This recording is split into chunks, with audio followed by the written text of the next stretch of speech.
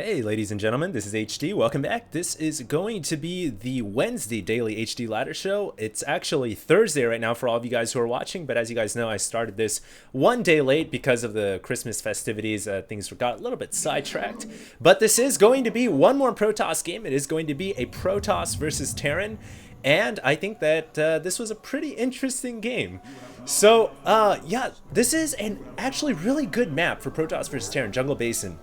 For all you guys who currently compete in the ladder, you all know that there are, I think, 8 maps in the ladder pool, and all of them are actually really well designed in total. When you account for all of them in general, it seems to be pretty balanced for all races. Unfortunately, they did just take Shakura's Plateau out, which I'm a little sad about. That was a great Zerg map. But this map, Jungle Basin, is actually pretty good for Protoss. I think that it's strong for Protoss because that backside expansion allows Protoss to get the early Nexus extremely easily. You can go for one gate expo very, very easily, and Terrans are then pressured into doing something to break that. So it's a pretty good Protoss map in my opinion. And I actually didn't really want to play a macro game today. I know I was always talking about, you know, macro game, long-term games are the way to go. But today, I kind of felt like doing a little bit of a cheese in your face kind of build. This actually happened to be on ladder when I was playing Zerg. A Protoss player did a 4-gate against me, but he didn't actually put his buildings inside his main. He actually hid the other gateways all the way on another part of the map. So basically, it was a complete proxy 4-gate. And it was very hard to deal with because if you scout and you don't see anything after the Cybernetics core, you're automatically assuming, oh, it's probably proxy Stargate, but then a bunch of units come at your front door. So I thought I'd go ahead and try this against this Terran player, and the results were pretty interesting indeed. Now, this proxy 4-gate cheese, it's nice to have in your arsenal, and the reason why I say that is because when you play StarCraft 2, you tend to execute certain builds and you tend to stick with it, but it's nice to always have a little bit of cheese under your sleeve. You know, even the pro gamers, TLO, even I think I've seen Pain User even do a cheese before with a proxy factory. So it's nice to cheese once in a while. The reason being that it keeps your opponents true. It doesn't let your opponents always predict your moves, and eventually, you know, they have to play an honest game of StarCraft. They have to prepare themselves for the possibility that you're gonna cheese them. So it's nice to have cheese games once in a while. Don't do it too often because it really is a gamble, but it can definitely pay off a lot if you execute well. Now, as you guys can see, I am putting my proxy pylon over there on the right side of the map. The reason being is because, you know, like I said, I want to tuck away my buildings. I don't want to let my opponent see what I'm doing. So right now he might be thinking, okay, I have an SCV inside the Protoss base, but I don't see what Pink Bunny's up to. There's nothing building right now. Maybe it's proxy Stargate, maybe he's just bad and he's not building any buildings after all. Not really the case, obviously. I am building 3 gateways out all the way on the other side of the map where my opponent will probably never find it. Now, it's very important for you to kill off this SCV, as you guys can see, pulling probes off the line, getting rid of the scout, just to keep my opponent further in the dark so he still doesn't know what the heck is going on.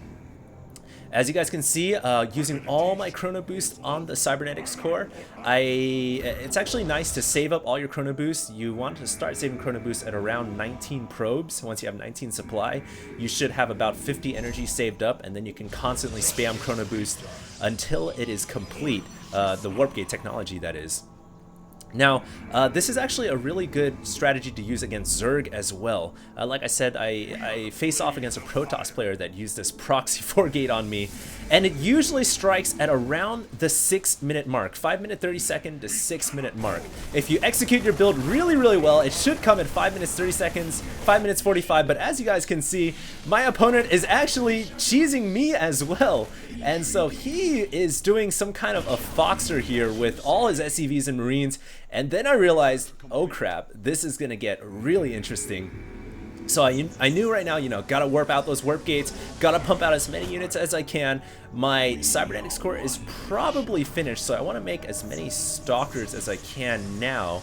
But really, since he's going all SCVs and all Marines, Zealots are the prime unit of choice. I know that I'm not going to be facing any kind of high tech here. He's pulled all his SCVs off the line, so I can do a lot of damage if I come in through this front door, which I am going to. And yep, things are gonna get interesting, and I decided, you know, if I'm gonna lose my Nexus, I'm just gonna rebuild a new Nexus inside his natural, and I'm gonna try to get as many probes back home, or back to my new home as I can, my new expansion.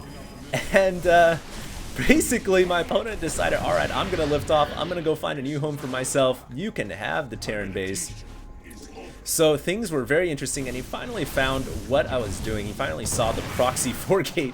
So I think my Terran opponent here finally realized what was up. And it's pretty much a cheese versus cheese. So it's going to come down to whose cheese is stinkier, who's got the dirtier play, and who's going to come out ahead. These games really don't happen all too often. I mean, usually when someone cheeses, it's kind of a one cheese versus standard, but a cheese versus cheese is really, really rare. So as you guys can see, I knew that my opponent had lifted off his command center. My job now was to hunt that CC down. I wasn't exactly sure. Actually, yeah, my opponent had pulled all of his SCVs off the line to fight me, so I knew my opponent had way more SCVs than I did. And basically, if he could land that CC, it looks like he had decided to land it at my natural. So basically, we both swapped each other's bases, and I knew he had more SCVs than me, so I know that if we played out, basically if we reset this game and we played a long-term game, he would have a pretty strong advantage. So I had to take out his army, which is actually now engaging my warp gates and my pylons. So I knew that if I could micro this well, I should be able to take out these SCVs and these Marines. It was all down to micro at this point. And of course, when you're in this kind of micro situation, don't let your stalkers get surrounded. That's the worst thing possible. Your stalkers are doing the highest DPS. And unfortunately, I couldn't micro that stalker away. But it looks like I was able to fend off that attack. In fact, I'm gonna slice and dice all these Marines up, and so it looks like my cheese is gonna be the stinkier cheese today. One cheese game for the last day of 2010. GG calls Drakian, that's the name of my opponent, and that was actually a really interesting game. I thought it was really funny, and you know, I already did Terran versus Protoss, so why not bring out a cheese McGee's? And I hope you guys enjoyed that video. So that's going to be it for me, and we're going to have more games coming out soon. HD, signing out.